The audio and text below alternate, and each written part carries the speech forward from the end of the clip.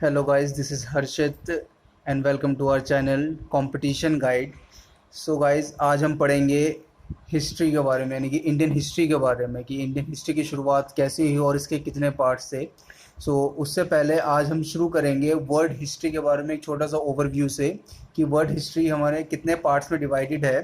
Generally world history हमारी divided है 3 parts में: prehistoric age, protohistoric age and the historic age. अब हम बारी बारी से हम इसके बारे में पढ़ेंगे। सबसे पहले आता है प्री हिस्टोरिक एज। जनरली ये पीरियड जो था वो कम्प्लीटली बेस्ड था हमारा आर्कियोलॉजिकल सर्वेस पर ये बेस्ड था। इसका कोई रिटर्न रिकॉर्ड फाउंड नहीं हुआ है। अगर इसका एक जनरली एक एग्जांपल दूं, साउथ अफ्रीका में एक फीमेल स्केलेटन पाया गया था जिसका नाम था लूसी। जब उसकी कार्बन डेटिंग हुई तो पता चला कि वो प्री हिस्टोरिक एज से बिलोंग करती है, और लूसी का मतलब होता है मदर ऑफ ह्यूमंस।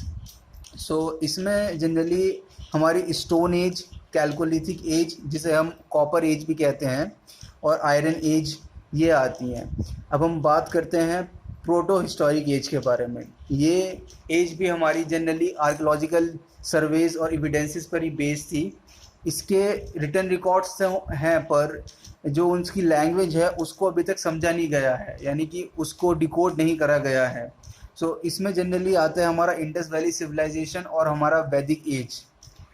अब हम बात करेंगे तीसरा हिस्टोरिक एज के बारे में। हिस्टोरिक एज जनरली हमारा ये भी हमारा आर्कियोलॉजिकल सर्वेज पर ही बेस्ड होता है, बट इसके थोड़े बहुत रिटर्न रिकॉर्ड्स हैं जिनको आसानी से अब डिकोड करा गया है और उसको समझा गया है, उस पीरियड उसके द्वारा समझा गया है कि उस समय उस काल में क्या हुआ करता था।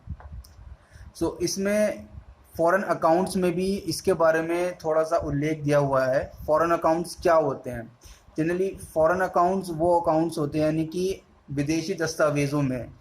इसका एक एग्जाम्पल देना हो तो बहुत ईजी एग्जाम्पल यह है कि एक बुक थी इंडिका जिसे मेगास्थीज ने लिखा था, जो कि एम्बेसडर था सेल्कस निकेटर का। वो एक ग्रीक राजा थे। उन्होंने चंद्रगुप्त मौर्य के टाइम पर मेगास्थीज को वहाँ भेजा था।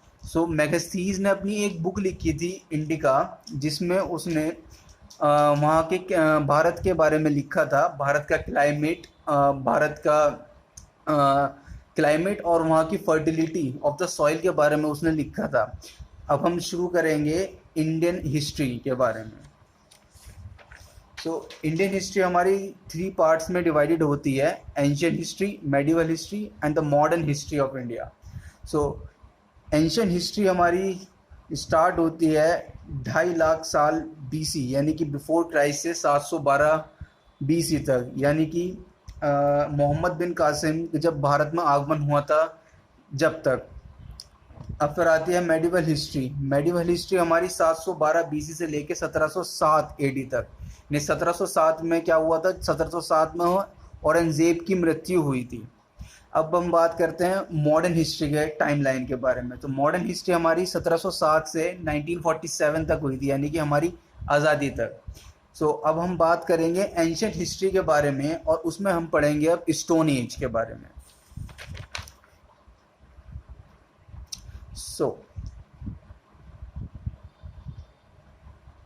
एंशियंट हिस्ट्री में अब हम पढ़ेंगे स्टोन एज के बारे में। Stone age generally 3 lakh BC से 1000 बीसी तक रही थी, और ये भी अपनी 3 फेजेस में डिवाइडेड है: palaeolithic age, mesolithic age and the neolithic age. हम शुरू करेंगे सबसे पहले पैलोलिथिक एज के बारे में। पैलोलिथिक एज अपनी 3 लाख साल बीसी से 10,000 बीसी तक चली। ये पैलोलिथिक एज जनरली ये एक वर्ड है, 2 ग्रीक वर्ड से मिलकर बना है, पैलो एंड द लिथिक। पैलो का मतलब होता है ओल्ड और लिथिक का मतलब होता है स्टोन। इसे हम पैलोलिथिक एज यानी कि हम ओल्ड स्टोन एज भी बोलते हैं। और इसका जो क्रेडिट था डिस्कवरिंग का इंडिया में, वो जाता है रॉबर्ट ब्रूस को, जो एक जियोलॉजिस्ट थे। और उन्होंने जियोलॉजिकल सर्वे ऑफ इंडिया के, जो कि इस्टेब्लिश हुई थी 1851 में, और उन्होंने एक हाथ से बनी हुई हथौड़ी ढूंढी थी तमिलनाडु में 1863 में, यानी कि 1863 में। अब हम वहाँ के लाइफ स्टाइल के बारे में बात करें तो जनरली उस समय का लाइफ स्टाइल में पीपल्स जो होते थे वो फूड गैदरर्स और हंटर्स होते थे, यानी शिकार करते थे और खाने के लिए उधर उधर भटकते थे। उस समय टूल्स इतने वेल शेप्ड नहीं थे, लेकिन उन्होंने उस समय फायर की डिस्कवरी यानी कि आग की डिस्कवरी कर ली थी। अब इसमें क्वेश्चन बन सकता है कि फायर की डिस्कवरी कब हुई, कौन से एज में हुई थी? तो इसका आंसर है पैलोलिथिक एज में फायर की डिस्कवरी हुई थी। अब हम बात करेंगे मीजोलिथिक एज के बारे में। मीजोलिथिक एज के क्या होता है? मीजोलिथिक वर्ड भी अपना ग्रीक वर्ड से जनरेट हुआ है, दो ग्रीक वर्ड से जनरेट हुआ है। मीजो जिसका मतलब होता है मिडल एंड द लिथिक का मतलब होता है स्टोन, इसलिए उसे हम मिडिल स्टोन एज भी कहते हैं। और इसका क्रेडिट जाता है डिस्कवर करने का, वो जाता है जॉन इवांस को, जिन्होंने 1866 में आर्कोलॉजिकल साइट ऑफ सिंध को सबसे पहले खोजा था। उस समय टूल्स जो थे काफ़ी ज़्यादा पॉइंटेड थे और जो टूल्स थे काफ़ी छोटे थे और काफ़ी ज़्यादा पॉइंटेड यानी नोकीले थे। मीजोलिथिक एज जनरली जो थी 9000 बीसी से 4000 बीसी तक चली और उस समय लोगों ने फायर का यूज़ करना सीख लिया था। अब जनरली इसमें क्वेश्चन ये बनते हैं कि इनकी आर्कोलॉजिकल साइट से रिलेटेड कि आर्कोलॉजिकल साइट्स में क्या क्या चीज़ें ढूंढी गई थी और क्या क्या चीज़ें थीं। सबसे पहले एक जगह है राजस्थान में भागौर और आदमगढ़ मध्य प्रदेश में, जहाँ पर डोमेस्टिकेशन ऑफ एनिमल्स के बारे में पता चला था, यानी ये पशुपालन के बारे में पता चला था कि उस समय वह लोग उससे पशुपालन करते थे। भागौर राजस्थान में एक ह्यूमन स्केलेटन मिला था और कॉपर के बने हुए तीर मिले थे और बोन्स ऑफ टैम्ड एनिमल्स, यानी कि पकी हुई, जैसे किसी जानवर को मारकर वो इंसान जानवरों को पकाकर खाना शुरू कर दिया था उन्होंने, तो वहाँ पर पकी हुई हड्डियाँ यानी कि जली हुई हड्डियाँ भी मिली। और वैसे ही आदमगढ़ में मध्य प्रदेश में एक स्टोन से बना हुआ शेल्टर और 25,000 माइक्रोलिथ्स और बोन्स मिली थी वाइल्ड एनिमल्स की और डोमेस्टिक एनिमल्स की भी। लानगंज गुजरात में एक कब्रगाह मिली थी और 14 ह्यूमन स्केलेटन्स मिले थे और एनिमल्स के बोन्स मिली थी। तो अब हम बात करेंगे न्यूलिथिक एज के बारे में।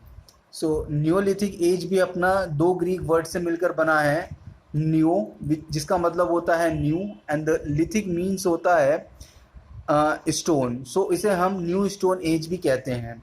और ये न्यूलिथिक एज जनरली 3500 बीसी से लेके 1000 बीसी तक रही।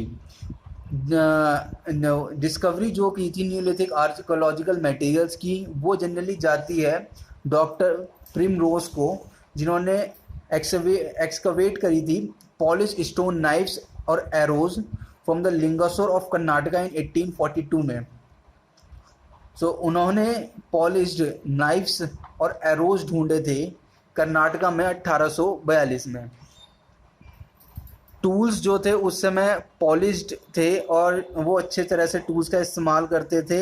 इन्वेंशन हो चुका था व्हील्स का। इसके ऊपर एक क्वेश्चन यह बनेगा कि इन्वेंशन कब हुआ व्हील्स का? इन्वेंशन जनरली हुआ है न्यूलिथिक एज में। अब हम बात करते हैं कुछ इसकी आर्कोलॉजिकल साइट जिनसे क्वेश्चंस बनते हैं। सबसे पहली साइट है मेहरगढ़ पाकिस्तान में। पहले इंडिया में थी लेकिन बंटवारे के बाद वो पाकिस्तान में चली गई। मेहरगढ़ पाकिस्तान में जो है वहाँ सबसे पहले एविडेंस मिले थे एग्रीकल्चर के और वीट कल्टीवेशन के, यानी कि गेहूं की खेती के सबसे पहले अवशेष मिले थे। वैसी एक जगह है कोलधीवा उत्तर प्रदेश में, जहाँ सबसे पहले चावलों की खेती के बारे में जानकारी मिली थी। एक जगह और है चौपानी मांडो उत्तर प्रदेश में, जहाँ हैंडमेड पोट्री यानी कि हाथ से बने हुए बर्तन मिले थे। और बुर्ज होम एक जगह है जम्मू कश्मीर में, जहाँ पर हड्डियों से बने हुए टूल्स मिले थे और पिट्स ड्वेलिंग यानी कि आवास मिले थे।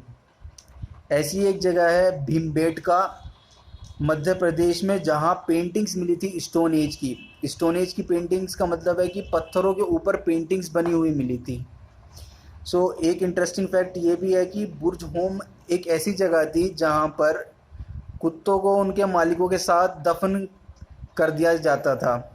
वहाँ कुछ ऐसी कब्रें भी मिली जहाँ पर कुत्तों को, इंसानों को उनके कुत्तों के साथ दफन कर दिया गया था।